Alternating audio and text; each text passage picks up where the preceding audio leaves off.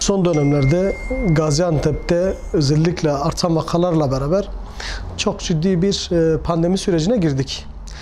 Tabii elbette muhakkak yapılan tedbirler bizim sağlığımız içindir, halkımızın sağlığı içindir. Ama bunun yanında şunu da unutmamak lazım. Özellikle küçük esnaf dediğimiz lokantalar, restoranlar, kırtasiyeciler, yani yeme içme ile alakalı olan küçük esnafımız gerçekten zor durumda. Elbette pandeminin tedbirlerine alınması lazım. Ama bunun yanında bu küçük esnafa da yardımcı olmak lazım. Örnek veriyorum, mesela şu anda özellikle küçük esnaflarımıza gerek kira yardımı yapılabilir, bu konuda SSK yardımı yapılabilir. Aynı şekliyle bunlara elektrik ve su faturalarına yardımcı olunabilir.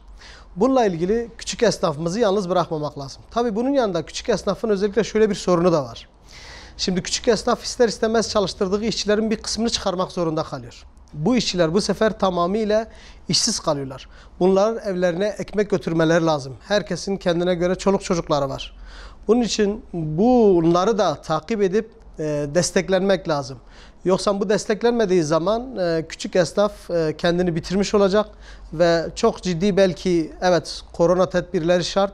Bu konuda koronadan herhangi bir şey gelmezse bile işsizlikten dolayı veya iş bulamamadan dolayı bu sefer halkımız çok ciddi sorun ve sıkıntılarla karşı karşıya gelebilecektir.